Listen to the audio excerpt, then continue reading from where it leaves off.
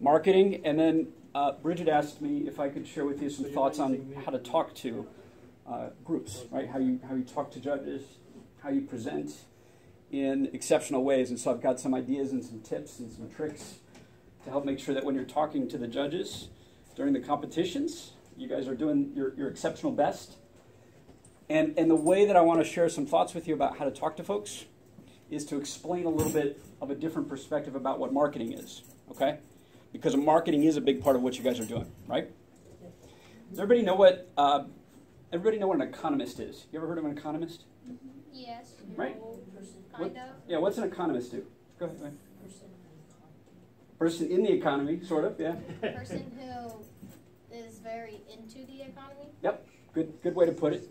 One more. Somebody that kind of like measures how the economy is working. Very good answer. Okay, so an economist, that's a great answer. An economist is someone who studies how businesses work and how technology, like robotics, how those get into the market, okay? And they're very important people in the economy because they explain, they teach, they figure out why certain businesses do well, okay? Why certain companies do well. And they help us understand the kinds of things that we need to teach kids and that we need to teach in schools and the kinds of things that companies should be doing, okay? And the reason I wanted to share with you that idea of what an economist is because there's a very famous economist who's pointed out something that I think is very, very important to the robotics program. And it's on this next slide. Go ahead and jump to the next slide. This very famous economist from about 30 years ago, this person who understands how to build companies and industries, okay? How to put people to work, how to get you good jobs when you graduate from college. This person pointed out that there are only two things that actually create wealth, actually create value in businesses, in a company, in a technology company, right? How many of you want to work in robotics or for NASA or as an engineer or as a programmer, right? Those are all companies that you're going to work for, okay? And what this economist pointed out is there are only two things that actually create value in companies, being innovative and marketing, okay? And I wanted to point that out because what is it that we're doing in FTC in particular? We're doing two big things, right? We're innovating. We're trying to figure out how to engineer this machine, this robot, and program. We're innovating a way to win in these competitions, right? So you're learning how to be innovative and marketing. And that's why we're talking about marketing today a little bit so that you can really appreciate how and why that's so important. The reason I wanted to highlight that is in being a part of this robotics program, you guys aren't just learning to be engineers. I'm really excited about that. You aren't just learning to be engineers. You're learning both of these skill sets, which is incredibly important because it means to me in the future, you guys aren't just going to be engineers and coders and programmers. You guys are going to be leaders. Right? You're going to be the folks that are creating these new companies that can do amazing things because you understand why marketing and innovation is so important. Okay? Jump to the next one for me. When you're talking to folks, okay, that first slide that I showed you is start with why. And what have I been doing for the last few minutes? When you talk to your judges, when you talk to other kids at school and you want to explain what you're doing, right? The best way to have a conversation with somebody in a marketing context, in a marketing way, is to start with why. And that's why I've been sharing that with you first. Why? Why are we here? Why am I talking to you? And then what I want to do next, what I want you to do next, is then explain why I'm here. Why am I talking to you about this? Why are you doing this work? Right? So as you're talking to the judges, you start with why you're excited about what you're doing. Okay? And then you talk about yourselves a little bit. Right? Because what I've done in starting with why is I've given you a reason to listen to me, but you don't really have any reason why you should listen to me in particular because you don't know who I am yet. Right? And so what I want to do next, what you want to do next when you're talking to folks is say, you're listening to me because I work in economic development. I am a public speaker. I work in marketing. I work in what's called venture capital. I move money into companies that do innovative things. Okay? So everything that we're talking about and what Bridget asked me to share with you, everything that we're talking about is what I actually do for a living. So I know how to do this stuff exceptionally well because it's my job. I do it every day. And I'm marketing in particular. And one of the ways in which we do marketing is outreach, right? Which is another part of the program that you've got. And I wanted to point out that I'm doing outreach while I'm talking to you. Not just because I'm talking to you, but because I wanted to record myself up here so that I can share that with other people and do outreach about what I do, right? So marketing and talking to people is the critical part of what you do in innovating things, in engineering, in robotics, because it's how you influence people. It's how you understand and communicate and convey to other people what it is that you're doing, having established with your audience, with those judges, that they're listening to you guys for a reason, that you guys are exceptional middle school students from Canyon Ridge Middle School who know how to engineer robotics at 12 and 13 years old, right? And you know how to code at 12 and 13 years old. That's an exceptional and unique skill set that not very many kids have, right? Sharing that is a great way to convey to the judges that you've done your own marketing about yourselves, that you understand yourselves, and you can convince them of your ability to be exceptional, right, as cyber eagles. Jump to the next one, right? So in tying a few of those thoughts together, just to make that a little clearer, right, you guys are in innovation in this program. And we're talking a little bit about marketing. And the marketing is not, to be clear, the business planning, right? You have to do a business plan. And the marketing is not the outreach either, right? Outreach or promoting what you're doing or advertising is not marketing either, right? That's just a way in which we communicate what we're doing. The marketing that you're doing is when you're looking at all of your competitors at the competitions, right? You're studying what they're doing, right? The marketing is exactly what we started this presentation with. The marketing is the question of why, right? Why are we building the robot the way that we're doing it? Why do we think that that's the solution to the problems that we have to address? And the way that you figure that out is by doing marketing, by looking at your competitors, whether they're in business or in the program, right? Whether they're your competitors from other schools, by looking at what they're doing and learning from that, right? By looking at the rules, by understanding the rules, by understanding how the coding works. All of that is what's called marketing. So that you can figure out then how and what to build, either in robotics or in the competition or in a business, right? In a company, so that a company can be more innovative, so that you can be more innovative with what you're doing here, so that you can be more successful in the program, right? In the competition. That innovation and marketing tells you how to build your business plan, right? And it tells you how to do outreach. It explains where you want to do outreach and why you want to do outreach and how you want to do outreach. I saw a note from the coach that, right, we're using Twitter and we've got a website, right? Marketing is helping you understand why you want to use those things and why it matters and how it's going to make a difference in what you're doing, okay? So when we're talking to folks, here are the few tips and tricks. When we're talking to folks, the most important thing to appreciate is that you want to tell everybody what you're going to tell them. Okay? That's how you start the conversation. We started with why, and then I'm going to tell you what I'm going to tell you about. Okay? Then I'm going to tell you. And I'm going to wrap up our conversation by telling you what I told you. It sounds a little funny, but it's really essentially 3 simple things to remember. When you talk to somebody, I'm going to explain to you what I'm going to explain to you. Then I'm going to explain it, and then I'm going to tell you what I told you. And it's an important trick and tip because it helps people remember everything that you're talking about. Okay? Keep going. Thank you. Okay, so here's the rest of what I want to tell you about. All right? We started with why, right? That's how we started the conversation. We started with why in public speaking, in talking to the judges. We started with why in marketing, right? In asking these questions, why are we doing things the way that we're doing it? We started with why because it made you interested in what I've got to talk about, right? Then we convinced everybody. We convinced the audience that you want to listen to me because I know what I'm talking about. You want to convince the judges that they want to listen to you because you guys know what you're talking about, right? And then, and we just did this, right? We're going to tell you what we're going to tell you. Now I'm telling you. And then I'm going to tell you at the end, again, I'm going to remind you of everything. Okay? So what's coming up next is exactly, and what I want you to do is just follow how I'm actually talking to you. Right? I'm looking at you guys. Right? You're looking at the judges. I'm not reading note cards. I'm not reading my slides. Right? I'm looking right at you. And that's important. That's the next important trick and tip that I'm going to show you. Now, I've not really proven this one yet, but usually when you've got slides, right, you've got materials that you want folks to look at. The thing to keep in mind is that pictures are better than words on a screen, okay? Pictures are better than words. Why? Because I want you to listen to me. You want the judges to listen to you, not have their nose in a bunch of material or be staring at a screen and ignoring you, right? You want folks to pay attention to what you're telling them. And the last thing I'm going to talk about very quickly and concisely is something you learned in elementary school. A very easy way to think about how you do marketing. And it's that you just answer these questions. Who, what, when, where, why, and how.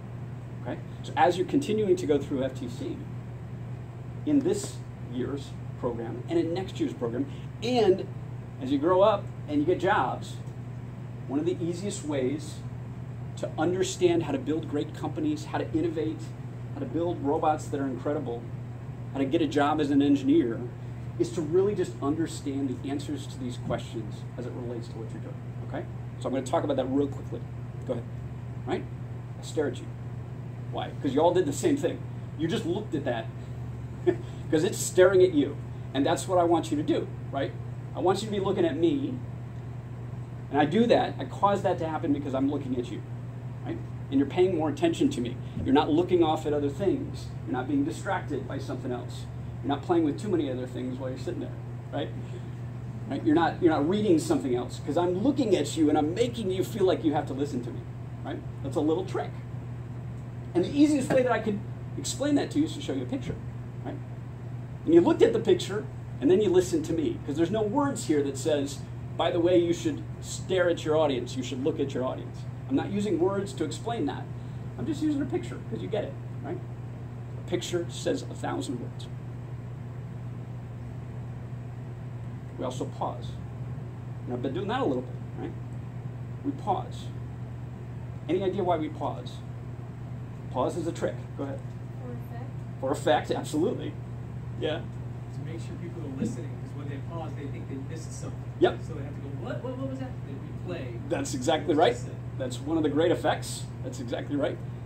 Because it makes them pay attention because I think they're saying something important. Yep, yep. Two more. It gives them time to think about what you said and process it. Yes? To create suspense. Yes, that's a good one. That's a great one, right? You start anticipating. You start going, okay, what's he going to say? What's next? Right? Makes you pay attention more. But the real trick that I want you to appreciate in sounding like a good public speaker, in sounding like you know what you're talking about, when you're talking with the judges, or you're talking with the coaches, or you're talking with the other parents that come to volunteer, go to the next one, is that pausing is a much better thing to do than saying like and And so everybody, just practice that. As you're talking, never, ever say like or It's a hard thing to do, right? It's a hard thing to do, but you can train yourself to just pause instead of having to think about what to say next, right? So you just talk to yourself in the mirror, or you talk with your parents. And Bridget knows this particularly well because I always say, don't say like, stop saying like, right? We don't say like because it doesn't actually mean anything. And you don't say because it makes it sound like you're not sure what you're talking about. All you need to do is pause instead of trying to fill that space with like and okay? Now these pictures say 1,000 words, and so what I really wanted to encourage about in the context of marketing and how you're going to talk to the judges is to make sure that you're using these visual representations that say a lot about what you guys do, right? When we talk to folks that put together grants for the program, right, they love to see what it is that that grant goes to support, right? The school newspaper was here last time I was here, taking some pictures of you guys. Why? Because people love to see what it is that you all are up to. Pictures are incredibly important because it's a visual representation of who you are and what you're doing and what we're doing, okay? We don't just need to use pictures in marketing, right? In marketing, we're creating this visual representation of what we're doing. And so some of the other ways that we do that in talking to the judges at the competitions is that we wear uniforms, right? We wear t-shirts that are pictures that show that we're a part of a team, that create a bit of an experience about what we are and who we are. Right? Adults wear a suit when it's appropriate, right? Or they dress casually when it's appropriate, or they wear really cool hats because middle schoolers love this particular hat, right? Because it makes you get a certain impression about you or me. Right? When you're listening to me, And it makes you pay attention a little bit more, again, because the visual is a really quick way for you to get a sense for what we're talking about. But then more importantly, just listen to me instead of getting distracted by all the words that are up on the screen. Right? Okay? See my point? Right? Now, you're reading that. If I'm talking while you're reading that, you're not paying attention to me. And that is not what you want. And that's frankly why, when this slide came up, I just stood here. Because you all read that. As you normally would, right? As you naturally would. You're going to read that. And there's nothing wrong with having text on your slides in a school presentation. Or if you're giving material to the judges. There's nothing wrong with having all that information there. Just appreciate that when you do that, people are going to pay attention to that instead of to what it is that you're saying. Okay? So you never want this information that's up here to be the same as what you're saying. Right? The information that's up here, these aren't notes for me to talk to read to you. Right? That's not an interesting conversation. If I'm just sitting here reading my own slides, that's not compelling. That's not information that you want to listen to, because you can just stare at the screen and read it. Right? So what you want to do in practicing to talk to the judges is make sure you've answered those elementary questions really, really deeply about yourselves, about the robot, about the program, about the coaches, right? So that when you're talking to the judges, you have in your head all of the answers to those kind of questions. Go ahead. All the answers to those kind of questions, right? So who are you personally, right? That's part of what marketing is. You understand everybody in the team, whether it's a team of employees or it's the team that you work with in FTC. You actually understand every single person. Who are they? Who are the judges? Who are your competitors? Right? Who are the coaches? You want to get to know all of these folks. Why? Because it helps you understand how to talk to them. Right? What is it that we're doing? Right? Do you have a really good description of exactly what it is that you've done? Right? When? When's an interesting one. Does when matter? I mean, think about this. Adults appreciate this better than kids. But 5 and 10 years ago, this kind of stuff wasn't even possible. That's incredibly amazing to know and to talk about with the judges. Right? That you are 12 and 13 years old and you're competing with high school students doing things that we adults couldn't even conceive of doing when we were kids. That's incredible. And what a powerful thing to know about and talk about and say to the judges, that you understand how when really matters to what's going on. And how when is also an important consideration in the sense that this enables you to innovate the future, right? To be engineers, to be scientists, to be programmers, to create the future of the world that we're going to live in, okay? And where? Where do we do that? We do that with Canyon Ridge, of course. We do that in Austin, right? Those kind of questions are also good questions to ask. Let's go to the next one just so I can give you an example. So can we do that for the program? Now, I've got a lot of text here, and I've only got maybe 3 more slides just to make sure you know we're not going to talk for too long. Can we do that for Cyber Eagles? Jump to the next one. I got a lot of text here just because I was playing around with an example of what you guys might come up with, okay? So, who? 7th and 8th grade engineers, right? Not just students, you guys are engineers. Marketers, innovators, right? From Canyon Ridge Middle School. And I love making that point because you're just getting started. Right? Many of you are doing this for the first time. That's fascinating. That's amazing. That's incredible. That's powerful. When you walk in, they'll know you as FTC 8424 Cyber Eagles. They won't know you're in middle school. Yeah. So make sure we talk about who we are, right? Now, what are we doing? Now, are we just building a robot to move around this course? Or are we doing something really, really exceptional and amazing? And I was just playing around with words again, right? You have designed this. You have engineered this semi-autonomous machine. Right? It's got a mind of its own that moves obstacles. Right? You've mastered a business plan to help foster the future of what you guys are going to do. A business plan that companies put together to foster their own future. Right? You've done some outreach to the community to encourage other students to get excited about STEM, right? Science, technology, engineering, and math. That's incredibly valuable. Right? So that's what you've been doing. When? You're doing it today, right? Judges, we are here We're at maybe it's the Vista Ridge Gymnasium, wherever the next competition is, right? We are here, we are prepared to take that field right here, today, to accomplish this stuff that wasn't possible 5 years ago. Where? I pointed out that I think it's amazing and I think it's important that you're in Austin, right? Remember, we're talking about marketing, not just what you're doing. And in talking about marketing and in doing marketing, you want to understand your market, right? You want to understand your audience. You want to understand if there are potential customers in a business, right? Or in your case, your market is the judges and the other students and the parents in the room, in the audience, right? Well, where are those people from? They're from Austin. So talk about that. Why? Because Austin is one of the major homes for semiconductor manufacturing, for this very kind of technology. And it's one of the hottest startup communities in the world where there are lots of startups doing amazing, innovative work, right? This place, this part of the world is the perfect environment for you folks to learn this, to excel at doing this. And that's why you're a part of this program. Right? Why? Because of the future. Right? And explore, why are you in this program? Why are you personally in this program?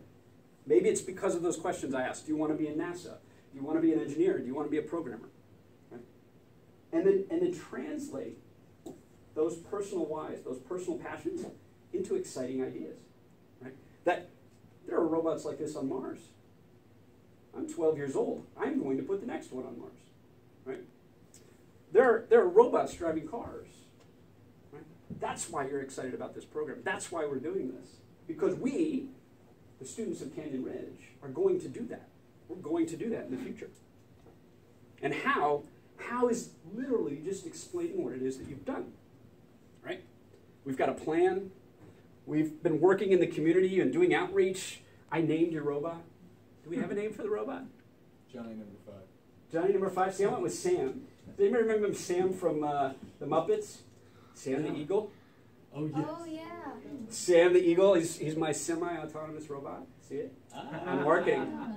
I'm marketing. So Sam, my robot. Sam, he was built by 7th and 8th graders, and it's powered by, I don't even know what code you use, I'm not a coder, but it's powered by Java and an iPhone and Bluetooth that's enabling us to, right? And so you explain how it is that you're going to take to the field and you're going to succeed and take on these other challengers in the competition, right? So go to the next one real quick.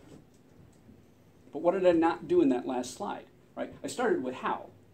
I'm sorry, excuse me. I started with who. Who, what, when, where, why, and how, right? And so the elementary lessons, the elementary way that we're taught those 5 things, who, what, when, why, is to start with who.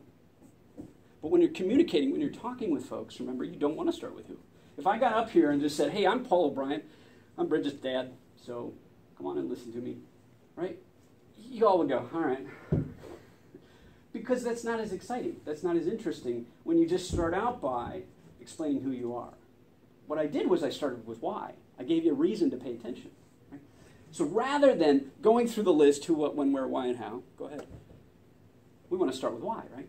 Why, and then who, and then what, and then where, and then why, and then how. Okay? It's not elementary. It's like being a teenager. And the parents know what teenagers do. Teenagers are like, why? Okay. We start with why. It is the most important question. As a marketer, as a business, as an engineer, right? The most important question to always start with is why. Why are we doing this? Why does it work that way? It's not how does it work, right? First you have to ask why things work that way. Why are we going to approach the field the way that we're going to do it? Have we seen that our competitors have done something exceptionally well that we should learn from? That's why we should do it that way.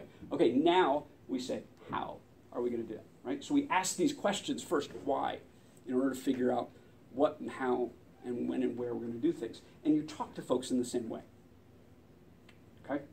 So for the sake of time, I'm not going to read this because Bridget can share the slides with you. But what I did was I took those first set of thoughts where I explained who, what, when, where, why, and how for what you guys are doing, and I just reordered it, right?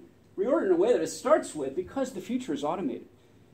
Robots, autonomous vehicles are exploring Mars, right? You start with why, and what you do with the judges is you kind of set them off a little bit. Wow, these kids are really passionate about this stuff, right? These kids are really excited about what this means, not just in FTC, not just in building this robot, not just competing on the field. You guys are excited about why you're in the program, why you're learning this stuff, why you care about this stuff, why it matters to the future of everybody, right? And then you walk through each of those in a bit of a script that's in my head, in a bit of a script that ends up with you sharing how Sam is a cyber eagle, right? Sam the eagle, moving mountains around this course, okay? So, what did I tell you, right? I told you what I was going to tell you, and then I told you. Now I'm going to remind you, right? We started with why. I convinced you to listen to me, because I do this a lot, right? Then I told you what I was going to told you, and now I'm telling you again. I look at you, and we pause. I tried to use pictures. I had to put some text in there, right? But we try to use pictures as much as possible so that you pay attention to me. And then we approach the way we talk to folks, not just in the elementary school style, but in the middle school style, starting with why, and then talking about who, okay? So I'm pretty much done there. I wanted to stress one more time where I started the conversation by reminding you and pointing you out what that economist figured out about how industries work. Because as you guys grow up and you want jobs and you're looking for to start companies, or maybe you're interested in the kind of things that I do, venture capital, I get money for startups, right? You have to understand how we innovate things and how important marketing is to understanding what we should be innovating, why we should be innovating those things, right? How we build the robot the way that we do so that we know that we can compete not just as 12 and 13-year-olds, but as 12 and 13-year-olds with kids who are 4 and 5 years older than you, who've been doing this a lot longer. And when I saw you in the last competition and the fact that, you took 6th place against a bunch of kids that are a lot older than you, I was blown away. Right? I was blown away. That's incredibly powerful. So understand these questions about what it is that you guys are doing so that when you're talking to the judges, you can be really clear and intimate and detailed and comfortable just talking about how cool this is and how much fun you guys have been having doing And this. the easiest way to do that is you talk to the judge like you're talking to your friend. Yep. Well Not said. like you're talking to your teacher. Yeah, very well said. So if you Okay. treat the judges like a friend, then it's much easier for you to bring out your points than if you're trying to answer a question from the teacher. Yep, very well Just said. keep it personal. It makes things more casual. It doesn't have to be that formal. Yep. Yep. Helps you be less nervous too, Yeah, right? Exactly. Helps you be less nervous in the sense that if you have a bunch of things that you've written down, that you think you have to say, that you know you have to, I've got to remember all this stuff that I have to talk about, it's kind of what makes you get nervous when you talk to people, right? Because you're worried about forgetting something. You're worried about exactly what you wrote and whether or not you say things exactly the way you wrote it. I didn't have any notes for talking to you today. I'm talking just as I'm standing here about the things that I think are important, based on some of these things that I put together in these slides. But I don't have any notes, and it makes me less nervous, because I'm not worried about whether or not I'm saying everything that I thought I needed to say. Right? It's casual. It's a good point. Cool? Questions? Back to work? Awesome. Thank you guys very much for the time and the attention. Thank you.